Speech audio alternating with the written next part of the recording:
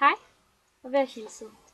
Jeg er Line Jørgensen, og jeg er den rette til at fremstille det vaskeenzym, som Qatar Industri har bedt om.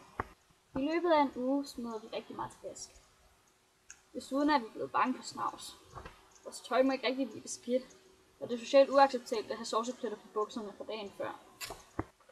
Ved at anvende enzymer under vaskning af tøj, er det meningen, at fedtstoffet skal kunne opløses bedre ved tilsættelse af enzymer.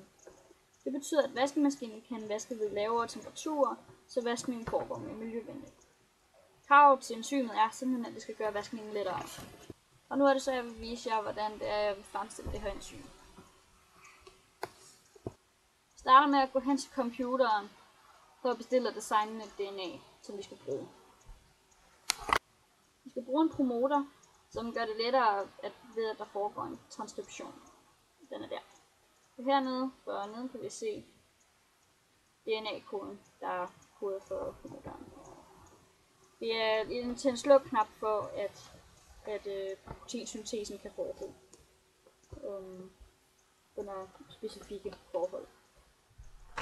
Dernæst skal vi have et ribosombindingsled, som simpelthen siger til ribosomerne uden for cellekernen, at det er her, som ribosomen skal binde til, og det er derfra genet skal bruges. Så skal vi have et startkoderen for det enzym, vi skal bruge, og her er det lipase vaskeenzymet. Og vi skal have et stopkoderen, der fortæller, hvornår proteinkoden er færdig. Desuden skal vi også have et protein, der koder for antibiotikaresistens B, fordi vi bruger det senere til at selektere mellem de mikroorganismer, der har optaget genet, og dem, der ikke har. Så det skal vi også bruge et start og et stopkoder. Desuden skal vi også bruge en terminator til allersidst, fordi det gør, at ribosomet ikke bliver produceret mere forstrenget. Det sikrer, at det kun er de proteiner, vi ønsker, der bliver produceret, altså de bliver produceret. Og så bestiller vi det. Yes. Så kan vi se hernede, der har vi vores gen. Hvad for nogle celler er det så, vi vil bruge til at producere vores protein? Det vil vi gerne bruge gærceller til. Det går over i køleskabet og henter. Så kigger jeg lige i vejledningen, fordi jeg kan ikke lige helt huske, hvordan den gør. Vi skal blande gærceller og designe DNA i et reagensglas. Så finder vi altså et tomt reagensglas ned i skuffen. Og så går vi hen til et arbejdsbord. Og det her arbejdsbord er dumt, for der skal man tænde bunden fra noget.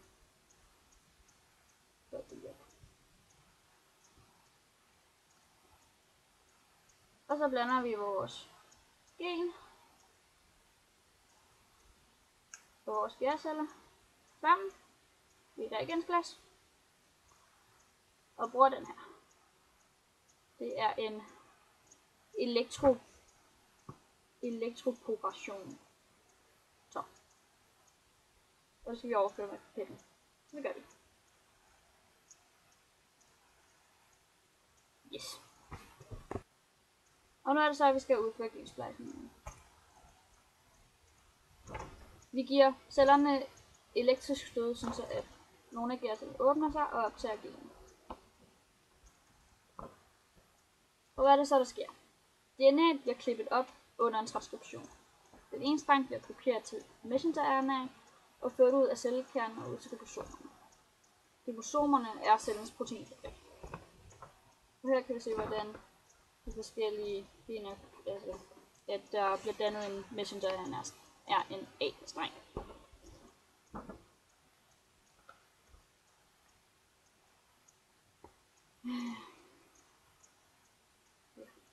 Og der har vi ribosomer. Og dernæst kommer der transfer-RNA med aminosyre ind til ribosomen, som sætter det sammen via koden på mRNA. Det starter med ATG, som er startkoderne, og slutter med GAG, som er stopkoderne. Så her kan vi se det færdige protein. Nu skal de gensplejsede gærceller fordeles i en PT-skål, og der skal tilsættes antibiotikum B. Så jeg går lige hen og henter en peterskål og noget antibiotikum B.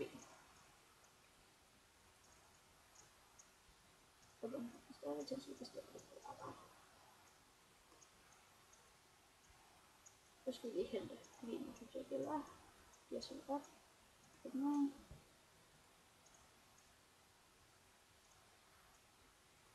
Og så skal peterskålen inkluderes. Dernede. Og vi sætter det til at inkubere i 24 timer. Med 25 grader celsius. Det er lige 24 timer. Hvorfor anvendes der så et antibiotikum? Det er for at selektere mellem de gærceller, som har optaget genen, og de gærceller, som ikke har. Et gen som koder for resistens mod antibiotikum B er nemlig også sat ind i DNA'et. Hvis genen er blevet succesfuldt implanteret i cellerne, vil de dø, når antibiotikum B bliver tilsat peterskålen i cellerne. Nu skal en gærcellekoloni fra peterskålen blandes sammen i et reagensglas sammen med antibiotikum og vækstmidler. Og det har jeg hentet.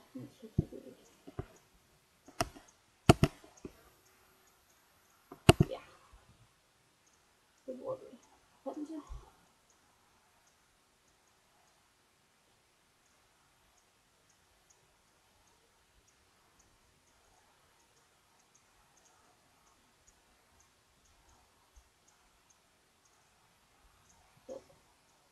Og så skal det inkuberes. Og det gør vi igen i 24 timer på 35 grader.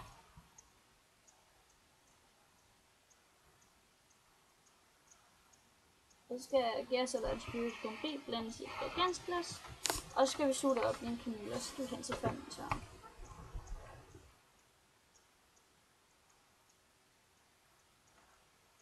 Og henter et nyt reagensglas. Og noget nyt antibiotikum B. Så går vi hen til et andet bord. Her har vi inkuberet. Her har vi et nyt reagensglas. Og antibiotikum B. Og så går vi over og henter en kanyle.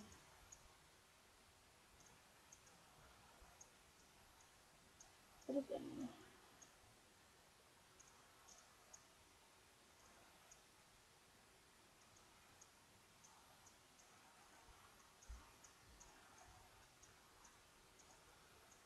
Og så skal vi til. Og vi koger fermentøren med gærcellerne. Klar til fermenteringen. Jamen altså, da det er gærceller vi bruger, så er det vi skal tænke på, jamen, hvad er det vi plejer at bruge gærceller til? Og vi bruger det faktisk til bagning, og det er der hvor vandet, som vi putter gærcellerne ned i, det skal være lunken. Det må ikke være for varmt, og det må heller ikke være for koldt.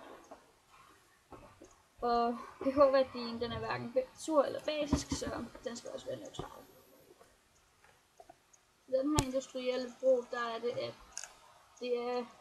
at gærcellerne formerer sig bedst mellem 20 og 30 grader. Og vi kan se, at pH'en indstillet til 7, og temperaturen indstillet til 30. Så vi starter fermenteringen.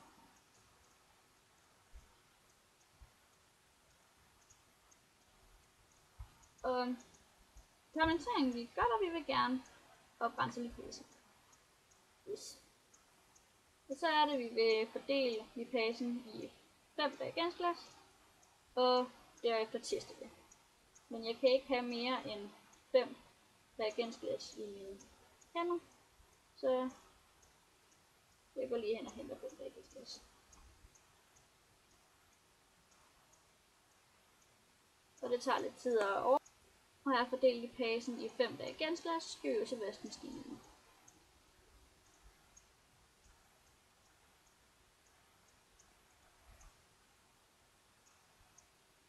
Og vi starter med simpelthen at undersøge, om 1 mg per liter er nok. Og hvad er den optimale koncentration af enzym i forhold til at vaske skjorten ren? Det er ikke rigtigt, at den skal være 110% ren, for det er enzymet for dyrt at producere til. Men tøjet skal jo heller ikke være beskidt, efter det er blevet vasket. ellers så vil folk ikke købe vores vaskemiddel.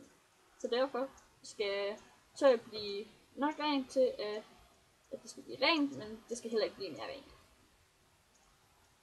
Og det er selvfølgelig rigtigt. Nu er vi så færdig med at producere det, men 1 mg per liter, det var ikke rigtigt nok. Prøv at se, det er helt beskidt. Så vi prøver lige igen. Vi hæver koncentrationen til 3 mg per liter og tjekker det. Og det er stadigvæk ikke rent. Og op til 10 mg per liter. Det er stadigvæk ikke rent. Det er 30 mg per liter nok. Nu er den lige ved at være der. Men det er stadigvæk ikke rent nok. Så vi sparker den op på 100 mg per liter. Og der blev det rent. Tak fordi I ville se med.